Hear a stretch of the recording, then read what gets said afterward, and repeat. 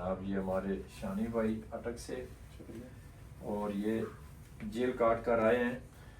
تقریباً 4 مہینے میں 9 دن باقی تھے، اور یہ بیچارے ابھی ان کی 2-3 دن پہلے ضمانت ہوئی ہے، اور انتہائی غریب اور سفید پوش، اور اس حالت میں خان صاحب کے ساتھ یہ بندہ تقریباً لاسٹ 2-3 سال سے ڈٹ کے کھڑا ہے۔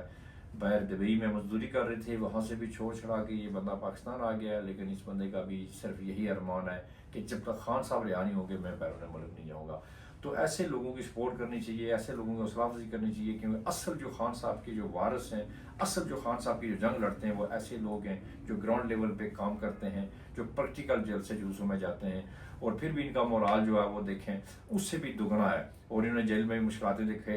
برداشت کی ہیں، اور ایک یہ نہیں ہزاروں کے حساب سینکڑوں کے حساب جیل میں اس وقت لوگ موجود ہیں، اور انہوں نے ہمیں بہت ساری داستانیں سنائی ہیں۔ یقین کریں دل جو ہے وہ خون کے آنسو رو رہا ہے۔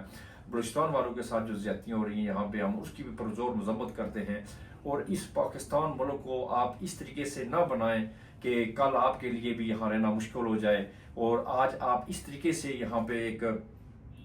بیچ بول رہے ہیں کہ اتنا بڑا آپ لوگوں کو اس ملک کے خلاف کر رہے ہیں، وہ جیل کے اندر جا کے لوگوں کو بے گناہ آپ تشدد کر رہے ہیں۔ ٹھیک ہے، ایک آپ نے سیاسی قیدی پکڑا، آپ کا کیا اس کے اوپر تشدد کرنا، اور اس کا